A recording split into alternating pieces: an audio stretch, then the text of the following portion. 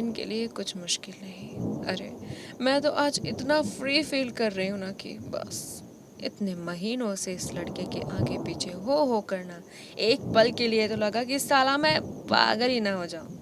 पर मज़ा बहुत आया यार, मज़ा बहुत आया। एकदम कड़क माल है। ओए वाइन सुनो ना, अब तुम इतनी तारीफ कर ही रही हो तो मुझे भी ट्राई कर लेने दो ना। आखिर मैं भी एक बार स्वाद चख लूं।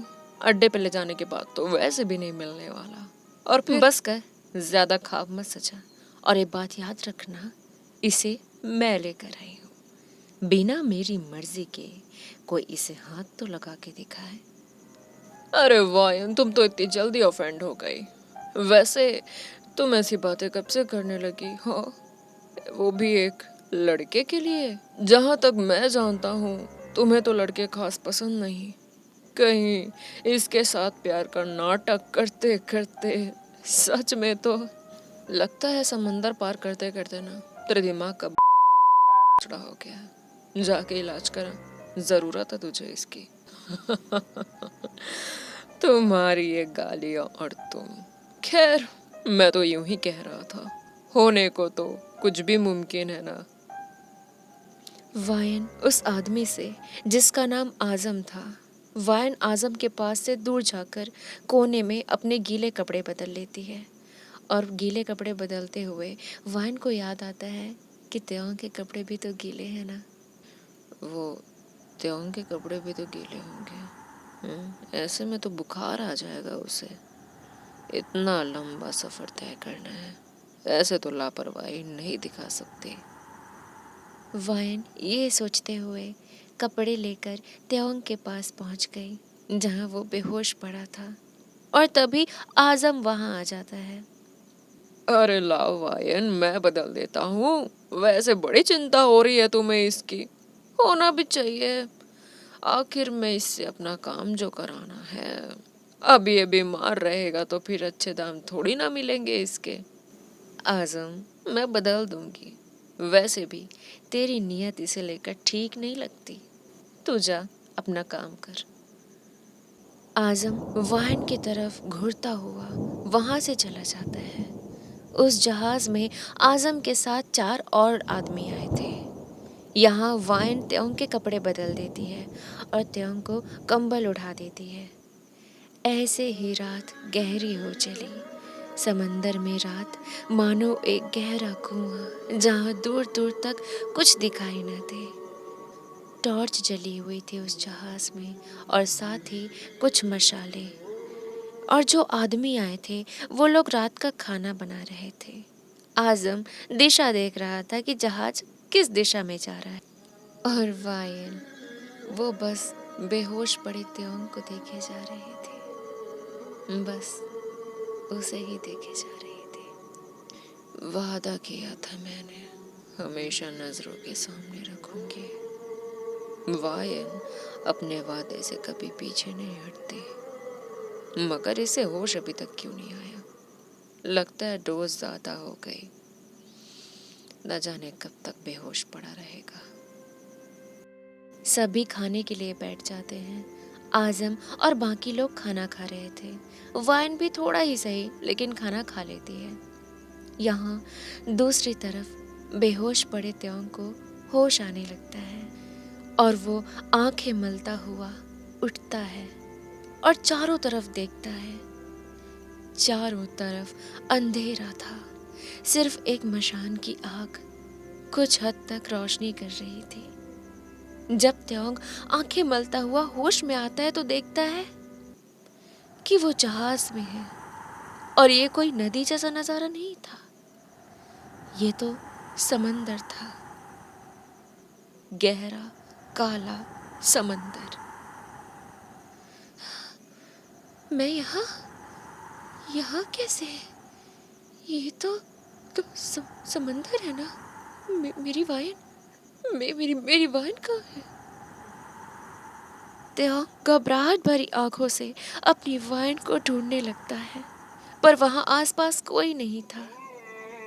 त्योंग की सांसें गहरी हो चली। डर ने उसे अंदर तक हिला दिया था, पर वो हिम्मत करता हुआ अपने कदमों को बढ़ाता है।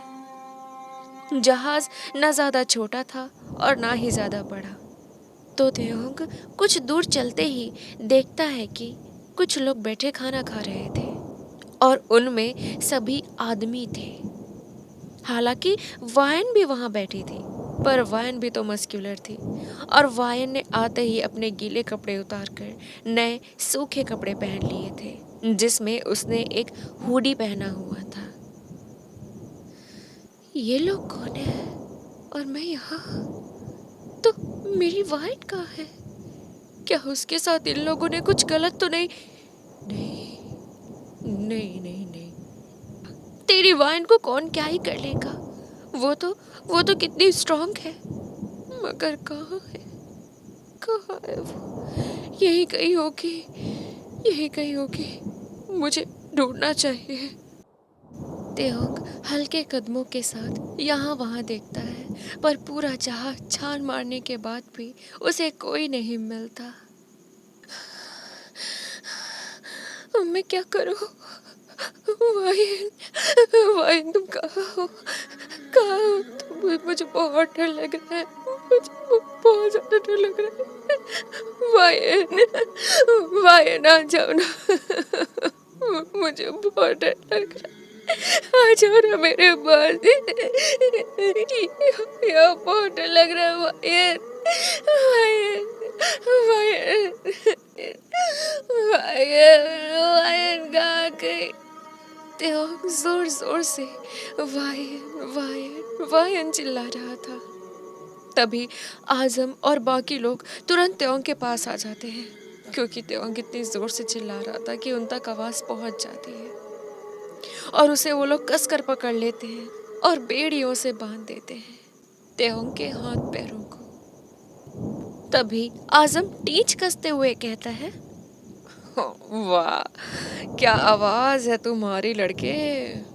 और ये क्या, डरने की कोई बात नहीं है। जिसे तुम ढूंढ रहे हो ना, वो तो यही।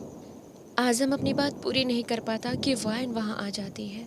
वायन का मुंह छुपा हुआ था और उसने हुडी भी पहना हुआ था, जिससे वो पहचान में नहीं आ रही थी। और वो वहां आकर आजम को चूटी काट लेती है जोर से और उसके कान में धीरे से कहती है, अरे नामुराद आजम, चुप रहना, वरना ये लड़का यहीं तमाशा करने लग जाएगा। और क्या पता वफा बेवफाई के चक्कर में यहाँ से समंदर में कूद वूद गया तो। हैं? चुप रहे अभी। अरे हाँ वायन, कह तो तुम सही रही हो। ये कूद वूद गया तो हमारा ही तो नुकसान होना है ना। तभी त्योंग कह पड़ता है, तुम लोग क्या खुजर बुजुर कर रहे हो? ए, तुम मेरी वाइन के बारे में जानते हो ना? तुमने ही उसे कहीं रखा होगा। चुपचाप बता दो, चुपचाप बता दो कहाँ है, वरना मैं तुम्हें छोड़ूंगा नहीं, किसी को नहीं छोड़ूंगा। अरे अरे, अरे अरे, कंट्रोल करिए साहब, इतनी क्या चुल्ल मची है आपको? एक बार अपनी मंजिल तक का रास्ता तो तय कर लो। कल शाम तक वहां हम पहुंच ही जाएंगे। फिर मिल लेना अपनी माशूका से भी।